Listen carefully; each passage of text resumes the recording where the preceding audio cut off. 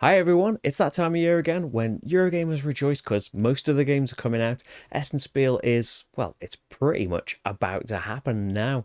So perfect time for a last minute top 10, right? These are the games that I will be most excited to go and check out at the show.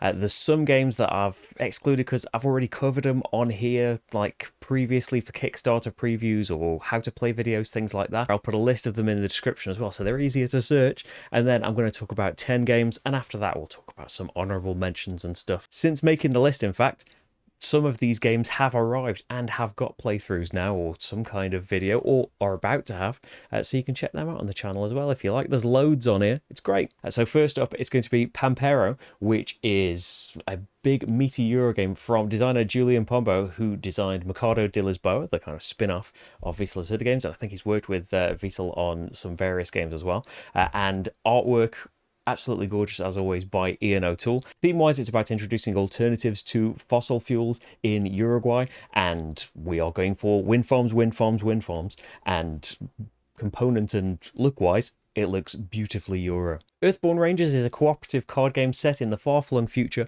where the world has had to be kind of turned into a vast wilderness to prevent destruction, and we are navigating that wilderness. We form decks that are not just like the way that we are going to interact with the game, they form our characters and their personalities and stuff, and there's going to be a great big branching narrative campaign going throughout it all as well, and the artwork looks gorgeous from what I've seen. High Season Grand Hotel Roll and Write is, as it might sound, a roll and write version of Grand Austria Hotel, a game which I absolutely loved in insert year it was released here.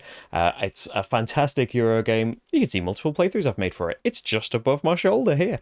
Yeah, I love roll and writes, so it's a marriage made in heaven. You would hope, as in the bigger game, you're trying to fill your hotel up, you're racing to fill in rows and columns to this to get the most points, kind of roll and write style, but also the hotel sheets themselves are filled with different guests and bonuses and things. Board and Dice know the way around a good chunky Euro game, and so do designers Simone Luciani and David Turzi, who separately are incredibly prolific designers, but they've teamed up on Nucleum, which is all about spreading nuclear power throughout 19th century Saxony.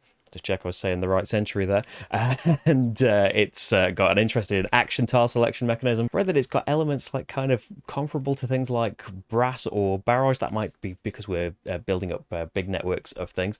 But yeah, it's got a lot of buzz about it and really can't wait to play Nucleum. And we could repeat a lot of the previous introduction for Rats of Wistar, which is published by Cranio Creations and co-designed again by Simone Luciani, but with Danilo Sabbia, who designed Wendike, which I covered ages ago on this channel. Cool to see that rib here. But yeah, this is thematically about rats that have escaped like a research institute and are now trying to prove themselves to be the one that should lead the colony going forward. As said with First Rat, was that last year? I am totally up for this rat-based future of Eurogame themes. We're trying to explore a farm, dig out new areas of our home, build new rooms and all of that stuff, and mostly try and score the most points. Can't wait to play. This should be on the way at some point in October, I'd say there'll be a playthrough. Planta Nubo is a collaboration between Michael Keller and Odie, who, amongst other things, worked on their own, worked together on La Granja, and Uwe Rosenberg, who designed all them Euro games that are all along this shelf. The world's going wrong and we need to try and develop energy-rich flowers and plants. We have polyomino boards that we're going to be placing these plants on. We have like an action grid selection mechanism that looks really cool. Absolutely gorgeous artwork. It looks to be a little heavier, I think, than anything else that I've mentioned so far, if the BGG complexity ratings to be believed. I think, can anyone submit those, or is it the company?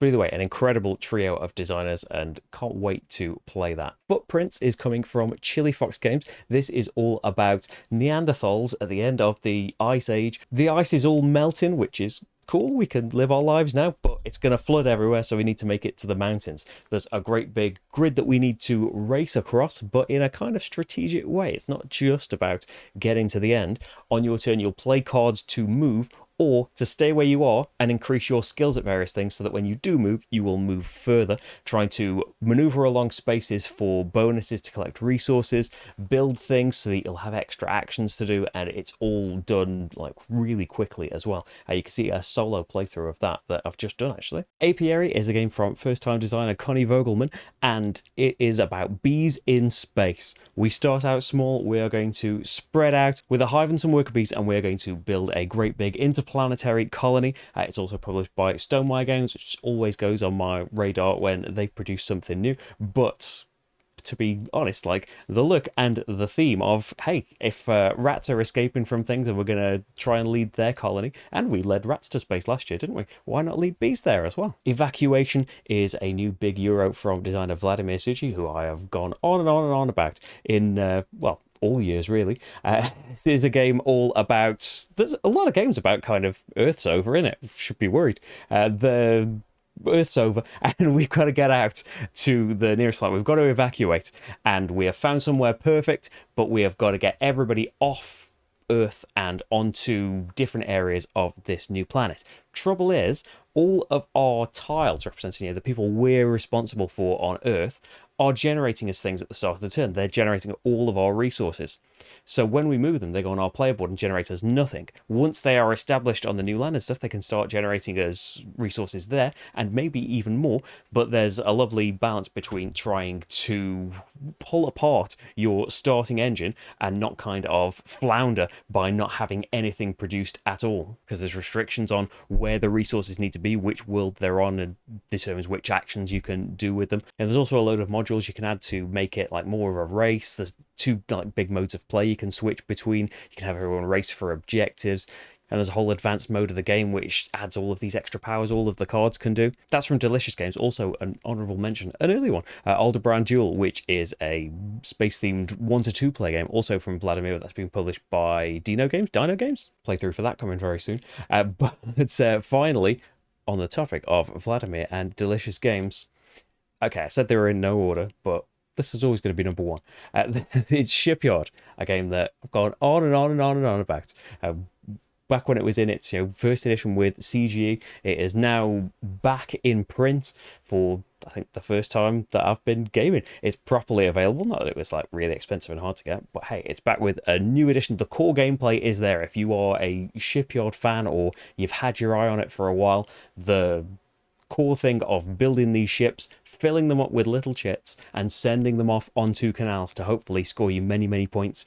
That's all there. It's just been spruced up. There's new art. Some things have been refined, like how the action selection worked. It used to be on this big track. Now it's just a row of tiles that when you take one, you slide it along. It slides along a wheel, and then a cube's going to drop in the board like in Praga to remind you when the rounds are going to end. It's just an absolutely fantastic game. An official solo mode is now included in it as well. You can get a version that's got wooden bits for all of the ships instead of the normal chits if you want. I've done, I think, at least 3 playthroughs for various versions of Shipyard now. I've just done one for the brand new version that you can check out if you'd like to see that solo mode in action, or just the new components and stuff in the prototype that I've got. But this is one that I can say from many plays and many years of having, I thoroughly recommend checking it out to see if you think it'd be one for you. So there is the 10, and I'll quickly mention the other ones that I had high up on my list that, yeah, we've got to limit it to 10. I'll try just be brief with them, but you can check them out on BGG, or the Spiel preview on there has got them all on as well that you can prioritise stuff on. The Welcome to Collector's Edition. Again, I love Welcome to, one of the best roll and writes. Probably like Welcome to the Moon kind of encompassed it all and had this ongoing thing. It was many roll and write games in one.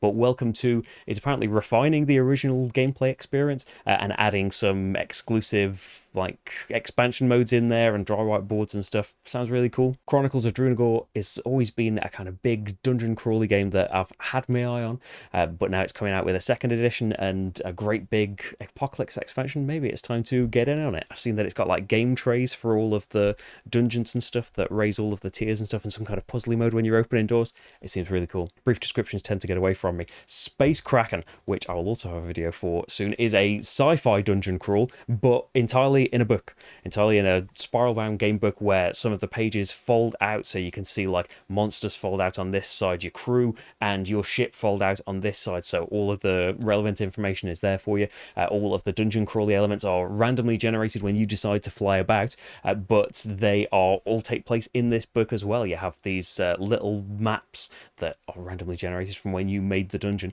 that tell you all of the various tests and encounters and things that you're going to have on there. Very in-depth, very cool. DLP are doing a couple of kind of revisits of older games, but kind of more streamlined, more simplified, more lighter weight. I know that Cathedral of Orleans is meant to be a kind of family weight cooperative version of Orleans. I love Orleans so much. I loved when it went cooperative with the Invasion expansion. The thing when you think of this, like, it's really great that anyone could get into these things more easily. I think for us, would it be too light? I'd really like to give it a go though and see. And also they're going to have Pirates of Maracaibo, which is going to do a similar thing with Maracaibo. I don't think they're aiming for quite family weight, and it's not cooperative, but yeah, it's going to be like a standalone thing. I think there's one little thing that you can include in normal games of Maracaibo, but it's a separate game. Dungeons of Doria is a great big kind of old school Warhammer Questy style dungeon crawly game with standees, with an absolute ton of content in there. That looks really cool. Ceres is a Mars mining game from Arkeis Games, who were responsible for a load of games that we loved. Sankore is coming from Osprey Games and designer Fabio Lopiano, this time with Mandela Fernandez Grandon, who designed Glasgow and Overstocked. It's looks wise, well, it's got the same artist. It's Ian O'Toole. Looks like Merv, like a follow-on from Merv. Maybe just looks wise, but I'm in. The art project looks like a fun co-op about stealing back stolen art roaming around the world, and one of the designers is Benoit Turpin, who designed all of the Welcome To series. Roll for Great Old Ones looks like a cool cooperative, or I think optionally cooperative, Cthulhu-y based game of kind of roll and write Arkham Horror kind of thing. It's not related, but you know what I mean. Imperial Miners is new from Portal Games. You can see my playthrough of it. A really quick to get into engine building game in a kind of pyramid system. You put cards down in different tiers, and when you put a card down, you go back in a chain and activate cards in a line all the way back to the top. Tucana Builders, a sequel to the Roll and Write Trails of Tucana, where everyone draws a card. It's got a terrain type on it. You draw a random tile that's got a path and maybe some animals on it, and you need to place the tile on that type of terrain and try and link up animals to the correct coloured huts, try and build a network and try and score the most points. House of Cats, both of these are from Porter Games. House of Cats is a really puzzly, easy to get into roll and write game where we have these dice that have got the numbers 2, 3, 4, a cat and a mouse on them. Different levels define what these cats and mice do, but the core thing is you are filling your sheet with numbers.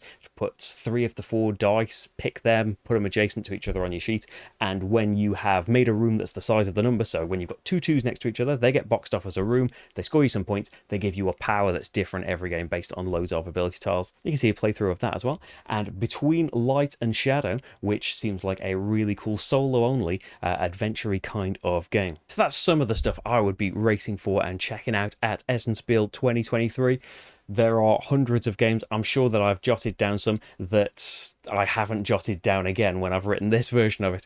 Let me know in the comments, what are you looking forward to? What haven't I mentioned? You could enlighten me about some things that I've probably not mentioned about some of these games as well, to entice other people further. Again, since making the list, playthroughs for some of these have been made. Some of the games are hopefully on the way. Hopefully I'll be doing Rats of Wistar and Nucleum at some point in the near future, and others as well. Oh, White Castle should be on the anticipated list as well. That looks like a really cool Euro. Hey, it's included now.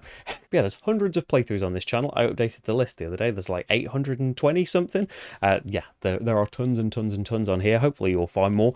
Hopefully you'll enjoy the things that are coming up in the future. You can support the channel on Patreon or Ko-fi. There are links in the description to do that. Massive thanks if you can. It's how I'm able to do this. Thank you so much for watching though. Hope you have a great time at Essen Spiel if you are going this year. And I will be back soon with some playthrough or another. Thanks everyone. Bye.